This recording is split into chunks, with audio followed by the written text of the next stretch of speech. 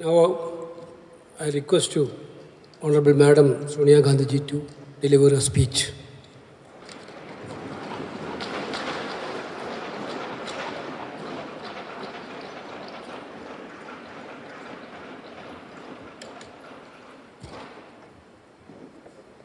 Congress President, Mallikarjun ji, Rahul, Venugopal ji, Pramod Tiwari ji, Gaurav Gogoi ji, K. Suresh ji, members of Parliament, friends. I am deeply conscious of the great responsibility all of you have placed on me yet again. Thank you. Let me, first of all, greet and congratulate all the newly elected Lok Sabha members of Parliament. You have fought a tough election under the most challenging of circumstances. You have surmounted many obstacles and campaigned so very effectively. Your success has given us a much greater presence in the Lok Sabha and a more effective voice in its proceeding, both of which will help give greater strength to our participation. The Indian National Congress has once again demonstrated its resilience. It was up against a mighty and malevolent machine that was doing its utmost to destroy us. It tried to cripple us financially. It carried out a campaign against us and our leaders that was full of lies and defamation. Many wrote our obituaries, but under the determined leadership of Khargeji, we persevered. He is an inspiration to us all. His commitment to the party organization and its ideology is truly extraordinary, and we all have to learn from his example.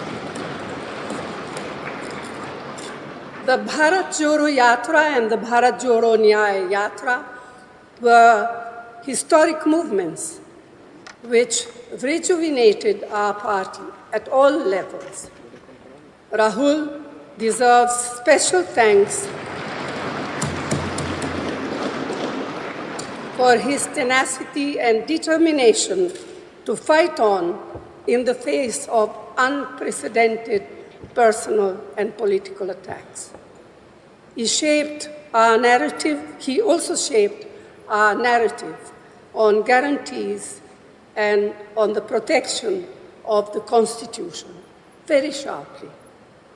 And it is my personal belief that the constant upholding of the importance of our Constitution during our campaigns by Rahulji, Khargeji, and all of you is that which compelled the Prime Minister yesterday to bow down literally to that which is for us a precious book, the Constitution, containing the Constitution of India. The CWC resolution passed yesterday has not earlier today, sorry, there's a mistake here, has also thanked all of you, all of our colleagues and workers across the country who worked, and they too worked very hard and so very diligently for our success. On your behalf, I wish to reiterate that sentiment strongly. Lakhs of workers in both rural and urban areas have stood by the party in the most difficult of times. We salute their courage and commitment. We owe them a debt of gratitude.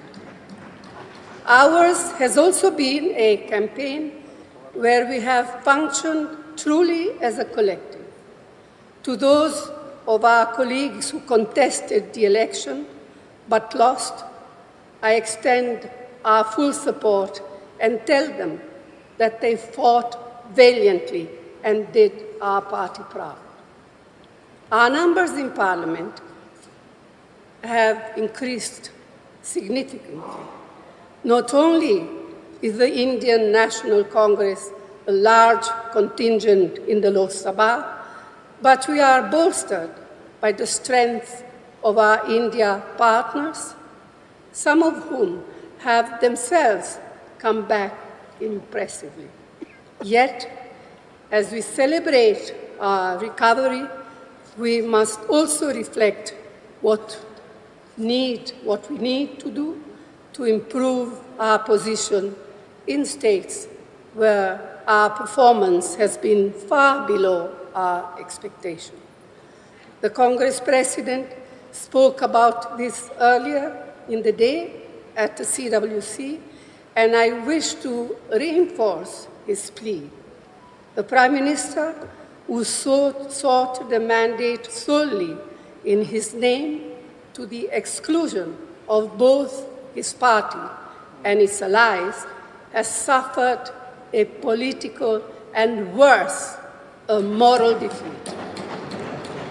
In reality, he has lost the mandate he sought and thereby lost the right to leadership as well. Yet, far from taking responsibility for failure, he intends to get himself sworn in again tomorrow.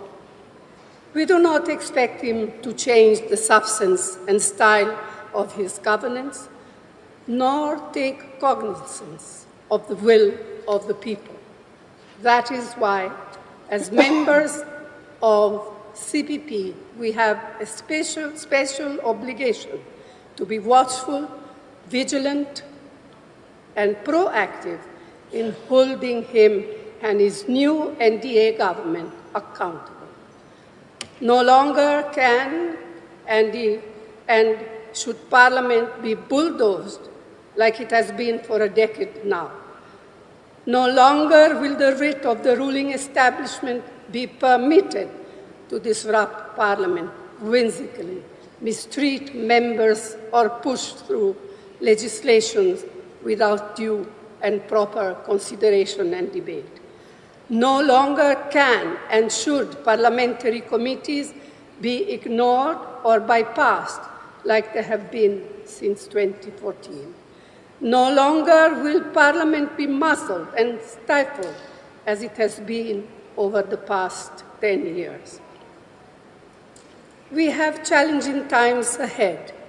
We have to be alert, prevent any attempt to increase polarization and erosion of secular and democratic values. So this is a renewed opportunity for us as a party that established parliamentary democracy in our country to bring parliamentary politics back on track to where they legitimately belong. In this election, the people have voted decisively to reject the politics of divisiveness and authoritarianism. They have voted to strengthen parliamentary politics and safeguard our Constitution. They have voted for the agenda of economic and social justice. That indeed should continue to be our objective and guide. Friends, this is a very emotional moment for me, for us all, especially the newly elected members of Parliament. All I have to say is that I have received so much love and affection from you. So let me close by the assurance to you all that I will do my best and more to fulfill the trust and confidence you have continued to place on me. Thank you. Jai Hind.